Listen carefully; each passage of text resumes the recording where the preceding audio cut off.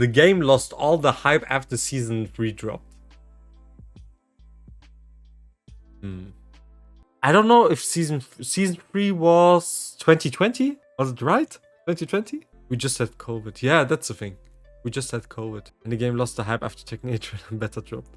Even then, some people are very motivated to play. Even people who uninstalled Tekken7 like 1-2 months ago are still playing Tekken7. Was 2019? So Bangkok TWT Finals 2019 was Season 3? Because that Finals was sick. That was so sick. If you think about, yeah, then it still was Season 3. Oh yeah, this Finals, like, so many good matches. In general, if you watch now season tournaments, they're all hyped. Then most of them are hyped. Depends on your preferences on character. Okay, we see some characters are repeating or coming more often. Like Kunimitsu, we saw way more in the past. In recently, there was a time we saw more Safina. Dang, not even that much. We just see like Joker. Like we have big diversity, which is great. I think many characters are very strong in this game, in tournaments especially. Even though your motivation did go down, you still entered tournaments and you still competed and you had great success in tournaments as well. Even though the motivation got less, people played it, people hyped it, watched it. EU versus NA was 2022? It was 2022. 1.5 year ago. That was Season 4. Oh my god, that was Broken Lydia. Anyway, still hyped. Like events, like good tournaments are making it. The esports scene makes it very appealing. Even though you don't play it, you watch it at a certain point. I really like to watch Tekken 7. Believe me, in Tekken Tag 2, I couldn't watch tournaments. It was so boring. It was so boring. Absolutely no interest. Absolutely. That was so jarring. Yeah, it's like Tag 2 was a huge fail overall. Yeah. But certain people still like it because you can do combos, like very cool and creative combos. I get it, the fun there. But as a competitor, it was, for me personally, there are other people who enjoyed playing competitively Tag 2. Don't get me wrong. But for my experience, I don't think this lost the hype. The rivalries between people, countries, makes it so appealing as well. Tekken, since now. Even now, TWT Finals is super interesting. Who's gonna win this? There are some favorites, but another underdog can still win it. Last year, people predicted Atif would win. Most people have predicted it. Now this year, is Atif still able to do it, to go there? Maybe not. We don't know. But if he does, can Arslan win it? What about Ni? What about Ulsan, the hungry Ulsan who wants to take the win? It will be hyped. Low high. I forgot low high. Low high entered 3 tournaments qualified basically because of he entered 3. Because he got always first or 4 tournaments, sorry. He always got first or second. What the fuck? What a monster is he? It will be so hyped. It will be so sick. I'm very excited to see what's coming. Speaking of which, Tag 2 surpasses Tekken 7 by miles. I actually talked about it. No, it's absolutely not the case. For some people, there are people who I know love Tag 2. I respect it. Fair enough. It has some special charm, which is cool and fun to watch and to play. But it was very jarring. Very jarring. Learning so many characters, so many matchups, 2 characters. The Natsu system was not good, which is basically the rage system. Some teams were way stronger than other teams, so on competitive level you saw these teams way more often. Imagine you're playing against Chrissy, low life, Eddie is coming. What the fuck? And they were strong. Yeah, there are a few hot takes like this about Tag 2. There is a minor group who agrees with that opinion, but I'm definitely not that type of person. Definitely. Hell no. It's a fun game. It's a fun party game. You can have fun. Tag team with someone else. As a competitor, it's horrible. Too complicated. Too many setups. Pooh. Very weird. Yeah, for example, Lucino. Insane player in Tag 2. Like still. But he played so insane there.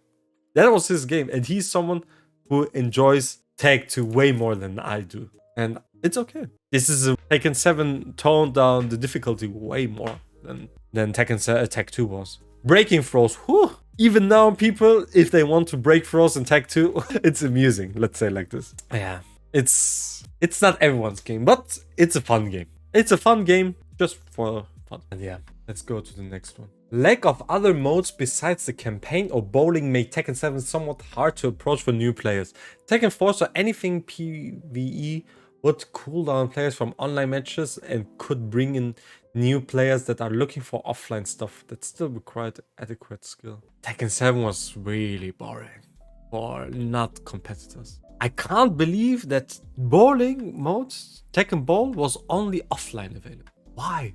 At least do it online. Otherwise, why do you play then? I meant, who did play Tekken Bowl with his friends for like an hour? No one. No one is doing it. $20 as well. It's so expensive. Are you kidding me? Tekken 4 is it appeals many target groups, like casuals, pro players. If I want to chill, I would play it. I can imagine I would play it. Tekken 6 story mode was really good. I played Tekken 6 story mode to get cash for a customization. That was the best way to get cash. Yeah, Tekken Ball in Tekken 8 online mode, which is sick. Yeah, this is very right. Like the variation was it's not appealing for people, for new players, or very boring. Unless you want to compete or playing lobbies with friends or tournament. So yeah, even tournament mode is okay. That was the best thing, I think, for casuals and competitive players, tournaments. Me personally, I don't play tournament mode. I really don't like the concept. But for many people, it's very attractive. Okay. Team battle would be sick, yeah. But in Tekken 8, they will learn from it. They hadn't that big budget for more stuff, I think. Tekken 7 was unexpectedly successful, which is a good thing. But yeah, I agree with it. That's a good take. Tekken 7 saved the franchise, yeah. But many things save. Not only Tekken 7 itself, also the people around Tekken 7 made it were really important for that. Like ICFC is something that motivated Europeans. Tournaments that were held. Watching Tekken 7 is very easy to consume.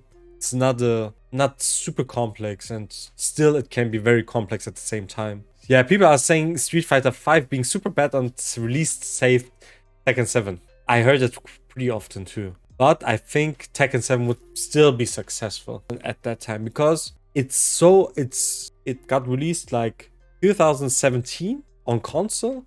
And it's still alive. People are still playing it for whatever reason. And this is a good sign that the game itself is very good. If you compare it to other fighting games or other fighting games. It's quite consistent. Of course it has its ups and downs, but overall it's hundreds of people are attending challenger events. 200 even master events. So Tekken 7 saved the franchise. It was really good one with the slow motions, rage arts, rage drives even though people not everyone likes rage drive and rage art. I think the hype that got created because of these tools, especially slow-mo, insane. Doogie. The guest characters greatly improved the game's popularity and therefore lifespan. He includes Geese, Akuma, Noctis, Negan. Oh, I think I didn't forget anyone. I think he's right. Yeah. Like the hype not many people liked or hyped Noctis. The same goes for Geese. No, the hype for Geese was insane. At the beginning, people found Geese so cool. And he is a cool character. He's one of the coolest characters in the game. Don't get me wrong. He's a very cool looking character. Yeah, Akuma is a cool looking character too. Though I hate to play against him. But he's cool. There are two different things. The trailer with Negan was sick. The presentation was sick. It was so good. 2018 TWT Amsterdam. It was such a good trailer. Then 2022, the trailer in Amsterdam was so bad. That was so hard. So boring. 30-minute heat presentation in watching at cinema. Like, why? But anyway, Lydia trailer. Yeah. Does Lydia count as a guest character? She's a new Tekken character, but I don't think she's not a guest character. Geese was a sick trailer. Sick stage. The hype was there. That was the first Evo, I think, when they showed the Geese trailer. It was sick. And I think he's right. It helped to get more people from other games into Tekken. I think it helped. Because other 2D fighting games also start to watch Tekken. Geese is there, Akuma's there, so Street Fighter, KOF are more interested to watch this. This is my opinion overall. I think he's right. Leroy Smith broke the game. I don't respect the character or the players. That's actually an old hot take. If you think about the beginning of Leroy's existence, I would totally agree. He was so strong, so good. Like 1-1, back 4, 1+2 was ridiculous. His lows, his parry, his back 1, his back 1+2. What the fuck? He was insane. But now in Tekken 7 at the end, the last 1-2 seasons, we only see Chikurin being successful with him in the world. In Korea, okay, you got Bradman, who was also really good with Leroy. His parry frames are still beyond done, no. Like the back 2 parry, horrible recovery, horrible. His cane, whew, his damage, whew. Yeah, the parry also is unsafe and the damage is not that rewarding often. So the recovery frames after the parry whiffs, yeah, okay, it whiffs. Then you can punish him. It's like Jin's parry. You have way more active frames to punish it. Cane is a cool concept, I totally agree. Like, now it's good. Once in the match, okay. +8 range 3 is ridiculous. In season 3, I would totally agree with him. Now, it's not a right take. Leroy is good. He's good. Not top tier, not bad. He's good. But they're better characters. And his character design is sick.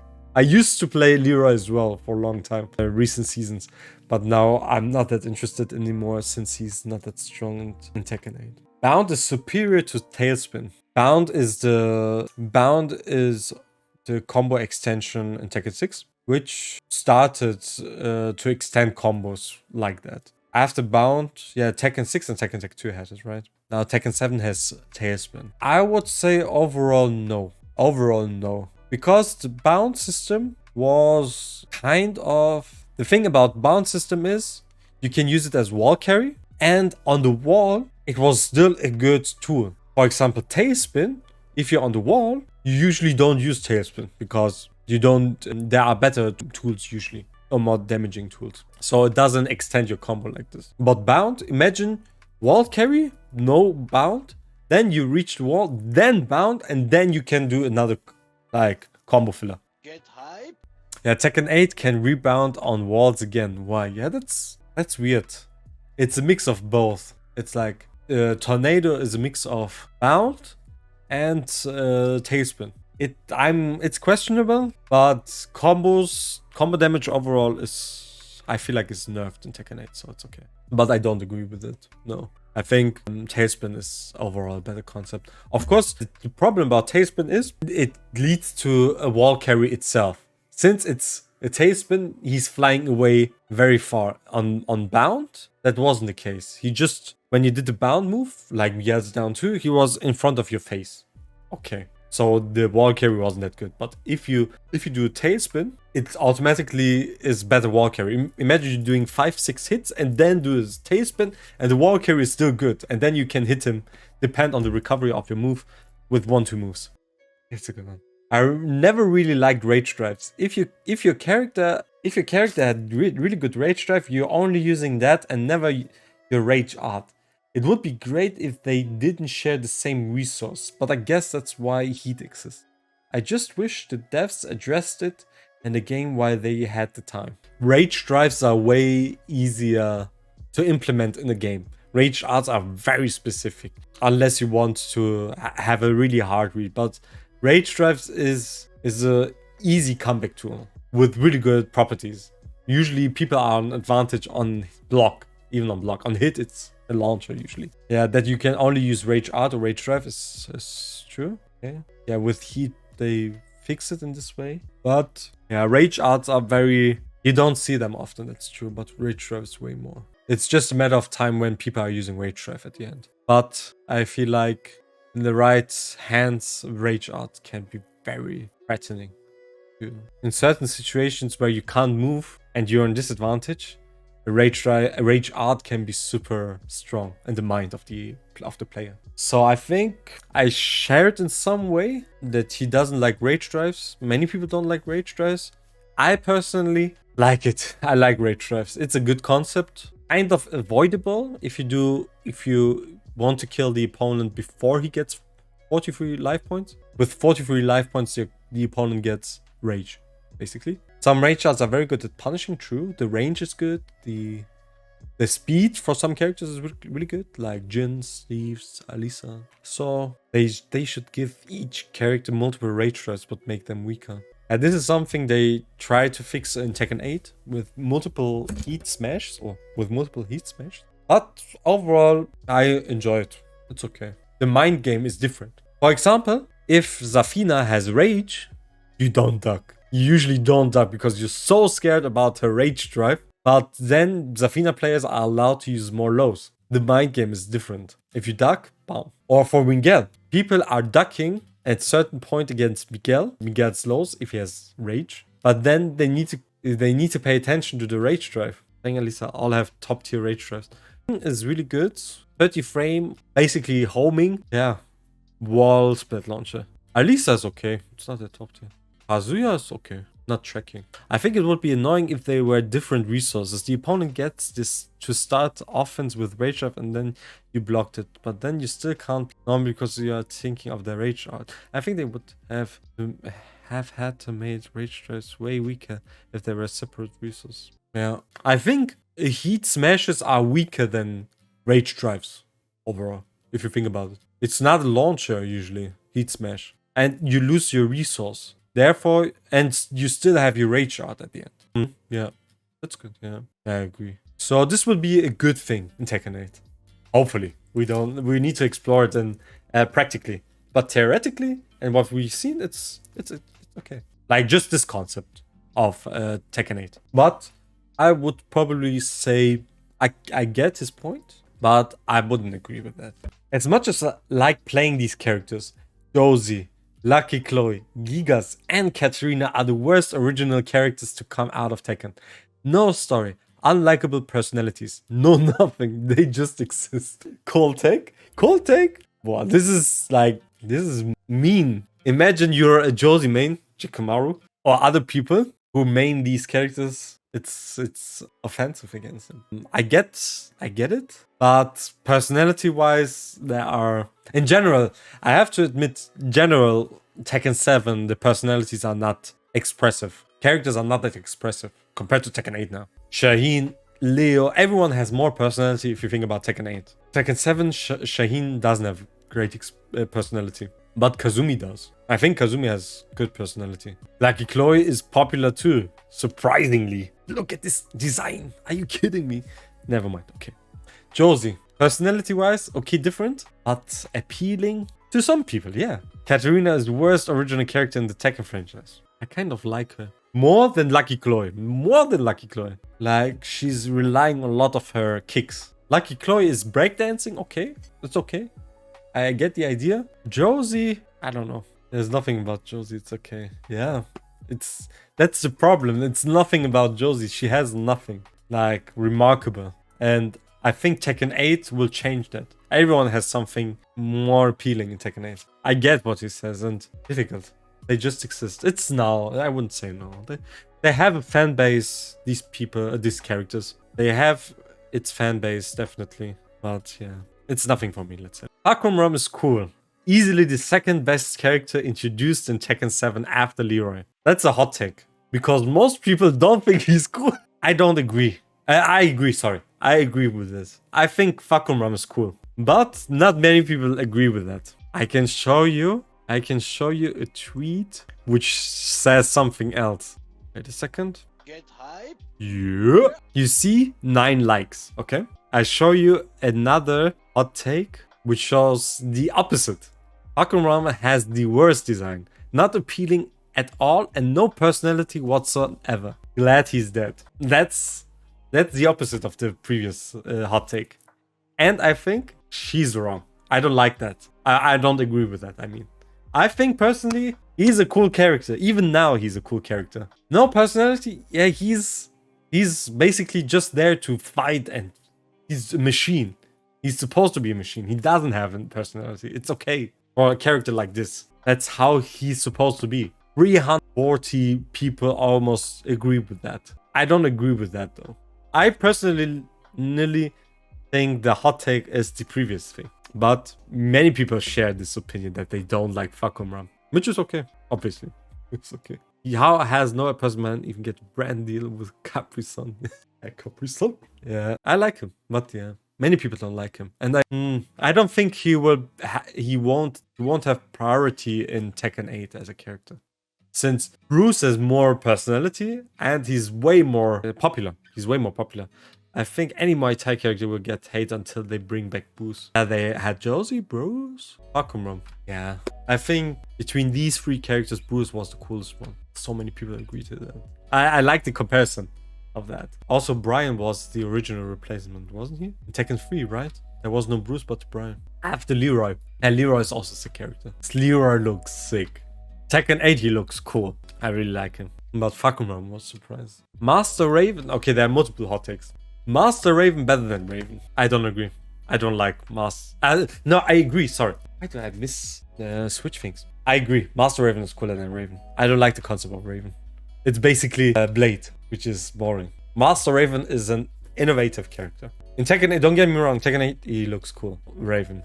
But I think in Tekken 8, Master Raven would look cooler. I hated Master Raven. I love Master Raven's hair. Blade Raven is icon. What do you mean? Yeah. First of all, I didn't watch Blade, so I don't care. Second of all, Master Raven is an innovative character. There is no design like that. And the story with Master Raven was cool. That Master Raven is the boss of Raven. It's basically Raven in female, but with an own unique design. But Victor is the boss of Raven. Yeah, it's weird. How come that Victor is now the boss of Raven before Master Raven was the boss of... Okay, so I agree with that, Skywalker. Yeah, but I agree. Okay, that also had some shit talk. Poor Joy. Gonna regret this. Of all the bullshit in this game, Anna is the most brain-dead character. I'm not saying she's OP. She has clear flaws, but her design degrades the game. Insanely easy to play. Forces absurd 50-50s. Carries harder than any other character. There, I said it. Do you agree, chat? I agree. Lol, did Joy get... Yes, Joy did get attacked for that. Absolutely no face. Yeah. Brain that character is not well said, but her design is weird and not so cool. Especially now in this season, Anna is so strong. So strong. I don't like the concept of 443, of down for 2 being 50 frame. Anna always had the problem that she couldn't launch 50 frame moves. Now she can with down for 2. She has really annoying 50-50s. And she has a good poke as well. Down for 1-2 with really good extensions. Down for 4, okay. It's okay. It's risky, you have to say. It tracks to one direction, it's the other thing. But in certain situations, it's basically guessing. She can use her Oki with full crouch down for 2-1 or while standing 2. She can create it quite easily. She has decent homing, not great, but decent. She has a magic 4. She has extensions down for 1. Down 4 with extension. She has really good, like, risky tools, but also strong tools. If she gets it wrong, she's like, while standing launcher, okay, minus 13 only. It doesn't track that well, but she has good tools to compensate that. If you're stepping, she has back 4, she has QCF1. QCF1, oh my god, such a good. Tracks to one direction completely, has plus frames on block, it's counted launcher, insane recovery, silly. It's 443. It's silly. Many active frames. That's, I think, 3 or 4 active frames. You think you're ducking, stand up, block. Why? The range on full crouch jump for 2-1 is also ridiculous. What is this? It's like range 3. Why? On block it's okay. -3, -2. On hit +2. Not that great. Okay. But even though it's +2, since Anna has an 11 frame magic 4, safe, it's still good. The tools that she has to beat attacking opponent is still good. And if someone is not attacking, you can do homings, you can do, and does she have QCF1? I can imagine Anna players are mad for his hot take. But we will see like 5 or 10 hot kicks. It's 5 or 10 more hot takes. But also at the end, I would agree. Like her game design is very bad, or not very. It's similar to Kazuya, but with better pokes and not so good lows. Not so good whiff pump. Ooh.